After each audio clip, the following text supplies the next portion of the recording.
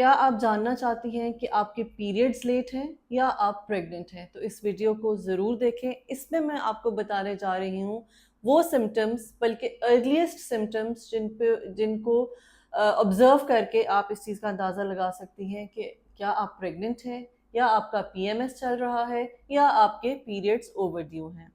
मैं हूँ डॉक्टर सादिया मुमताज़ और आप देख रहे हैं गायनी टॉक्स। ये सब जानने के लिए सबसे पहले आपको मेंस्ट्रुअल साइकिल का पता होना ज़रूरी है। अक्सर जो है ख़वातीन के पीरियड्स 2 या 3 दिन अगर लेट हो जाते हैं तो सबसे पहले तो वो एक बहुत ही उम्मीद लगा लेती हैं कि शायद वो प्रेग्नेंट हैं, क्योंकि 2 या 3 दिन गुज़र गए हैं। अगर हफ़्ता गुज़र जाने के बाद उनको पीरियड्स आ जाएँ तो वो ये नहीं समझती कि वो पीरियड्स आए हैं। अक्सर ख़वातीन ये समझती हैं कि हफ़्ता ऊपर चला गया था और उसके बाद हमें ब्लीडिंग शुरू हो गई। सो फर्स्ट ऑफ ऑल तो आपको ये समझना है कि पीरियड साइकिल कितना होता है। नॉर्मल पीरियड साइकिल 21 दिन से लेकर 35 दिन तक का होता है। इसकी मिसाल मैं आपको इस तरह से दे सकती हूँ कि अगर किसी माह में आपको यकम को पीरियड्स आए हैं तो उसी महीने में अगर आपको 22 को पीरियड्स आते हैं तो भी नॉर्मल है, लेकिन अगर अगले महीने की 5 तारीख को आपको पीरियड्स आते हैं तो ये भी नॉर्मल है। 21 से ब्लीडिंग पहले हो जाना 21 दिन से और 35 दिन के बाद ब्लीडिंग होना, ये एक शॉर्ट और लॉन्ग साइकिल है। सो वापस आते हैं अपने टॉपिक की तरफ, और वो ये है कि अगर आपके कुछ दिन ऊपर हो गए हैं और अगर अभी आपने टेस्ट नहीं किया तो आप कैसे जानेंगी कि आप प्रेग्नेंट हैं। उसमें सबसे पहले तो इम्पॉर्टेंट चीज़ है आपका प्रेगनेंसी टेस्ट, जो कि आप 2 तरीके से कर सकते हैं। उसमें यूरिन टेस्ट भी होता है और उसमें ब्लड टेस्ट भी होता है। यूरिन टेस्ट अक्सर जो है वो 1 हफ्ता उसको चाहिए होता है यूरिन में टेस्ट को पॉजिटिव आने के लिए। वो 2 मैजिकल लाइन्स जो आप देखना चाहते हैं, उसके लिए आपकी डेट को कम से कम 1 हफ्ता ओवरड्यू होना ज़रूरी है। उसके बाद आते हैं जो ब्लड टेस्ट है। ब्लड टेस्ट आपको even before missing your period भी आपको जो बीटा एचसीजी है उसका लेवल जो है वो बता देता है कि क्या आपने कंसीव कर लिया है या नहीं। सो फर्स्ट ऑफ ऑल तो कंफर्मेशन होती है आपके ब्लड टेस्ट के साथ।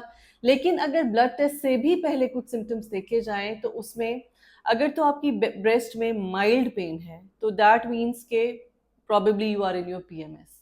लेकिन अगर आपकी ब्रेस्ट में टेंडरनेस है, हाथ लगाने से, इवन टच करने से भी पेन होती है, तो these are the signs of pregnancy कि you might have conceived.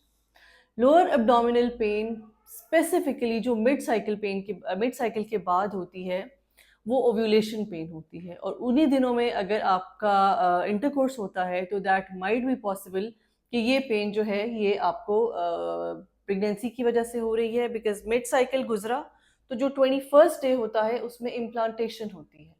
Implantation का मतलब ये है कि यूट्रस में प्रेगनेंसी जो है वो सेटल डाउन हो रही है। तो जो सेटलिंग डाउन होती है उसमें ऑब्वियसली थोड़ी बहुत स्ट्रेच होता है, तो उसकी वजह से आपको पेन हो सकती है। 21st से लेकर 23rd डे ऑफ साइकिल में अगर आपको थोड़ी बहुत हल्की फुल्की स्पॉटिंग हुई हो और बस होके ख़त्म हो जाए तो this is the implantation bleed. Most of the times it is an implantation bleed, और ये आपको एक सिम्टम देता है कि you might be pregnant. Nausea vomiting जो है मोस्टली 90% केसेस में प्रेगनेंसी में ही होता है। प्री मेंस्ट्रुअल सिंड्रोम जिनको होता है या जो प्री मेंस्ट्रुअल पीरियड चल रहा होता है उसमें सिर्फ कुछ परसेंटेज ऐसी है, 10% जिनको कह लें कि उनको पीरियड से पहले नोजिया ज़रूर होता है। लेकिन वो खवातीन जिनको पीरियड से पहले नोजिया नहीं होता, अगर आपको नोजिया हो रहा है तो that means you might be pregnant. कई खवातीन को कॉन्स्टिपेशन यानी कब्ज हो जाती है। कई ऐसी खवातीन होती हैं जिनको बहुत ज़्यादा यूरिनेशन यानी बार बार उनको यूरिन आ रहा होता है। सो क्योंकि ब्लड फ्लो जो है लोअर बेली की तरफ ज़्यादा हो जाता है टू सपोर्ट द प्रेगनेंसी, तो किडनीज का फंक्शन भी जो है वो बढ़ जाता है। सो इसकी वजह से आपको फ्रीक्वेंट यूरिनेशन हो सकती है। और दूसरा थोड़ा सा ब्लैडर और यूट्रस क्योंकि बिल्कुल आगे पीछे होते हैं, सो यूट्रस आहिस्ता आहिस्ता जब इंक्रीज इन साइज होता है तो ब्लैडर की एक्टिविटी जो है वो बढ़ जाती है। बहुत सी खवातीन को बहुत नींद आने लगती है, और वो नींद किस वजह से आती है? प्रेगनेंसी हार्मोन्स की वजह से। अल्लाह ताला ने एक नेचुरली जो वुमेन के अंदर है रेस्टिंग हार्मोन्स जिसको हम प्रोजेस्टेरॉन कहते हैं, उसका रिलीज जो है वो होना शुरू हो जाता है। और बहुत सी खवातीन को अक्सर बैठे बैठे या लेटे या कोई भी काम करते हुए नींद आती है या वो सोई भी पाई जाती है। So this is one of the sign. अगर आपको लग रहा है कि आपको अनयूजुअली नींद आ रही है, that means you can be pregnant.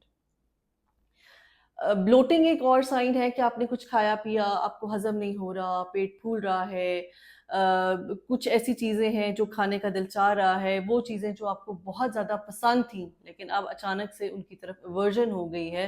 T is one of the things. बहुत सी खवातीन को मैंने देखा है जिनको चाय बहुत पसंद होती है, लेकिन जैसे ही वो प्रेग्नेंट होती हैं उनको एकदम से चाय से एवर्जन शुरू हो जाती है। सो ऐसी ही कोई ऐसी चीज़ें जो आपको पसंद हों लेकिन आपको लगे कि अब उसकी तरफ आपकी जो है आपका दिल नहीं चाह रहा वो कुछ भी खाने पीने को, तो that might be the sign of pregnancy. ये वो इम्पॉर्टेंट साइंस हैं जिनका डिस्कस करना आपके लिए साथ मैंने ज़रूरी समझा, बिकॉज ऑब्वियसली कुछ आपकी बॉडी जो है वो भी आपको बताती है। So try to read your body. लेकिन इन द एंड मैं यही कहूँगी कि कंफर्मेशन फिर भी आपके टेस्ट्स पर ही होती है। और टेस्ट क्या है, जैसे कि मैंने बताया, आपकी डेट जो है, आपकी डेट ओवरड्यू हुई, आप फ़ौरन से टेस्ट ना करें, थोड़ा सा जो टाइम है वो ज़रूर दें अपने साइकिल को, 1 वीक का वेट करके 7 डेज़ के बाद जो है आप यूरिन में टेस्ट करें। और अगर यूरिन में नहीं आता, 7 डेज़ के अंदर नहीं आता, तो आप उसको मज़ीद टाइम दे सकते हैं बिफोर एम्बार्किंग ऑन मेडिकेशन कि जी ठीक है 7 डेज हो गए हैं, यूरिन में टेस्ट नेगेटिव आ गया है, आप लोग अक्सर पहुंच जाते हैं डॉक्टर के पास कि जी अब आप हमें मेडिकेशन दे दें कि हमें पीरियड्स नहीं हो रहे, तो हमें पीरियड्स हो जाए क्योंकि हमारा टेस्ट जो है वो नेगेटिव है। सो प्लीज़ इस प्रैक्टिस को ख़त्म कीजिए।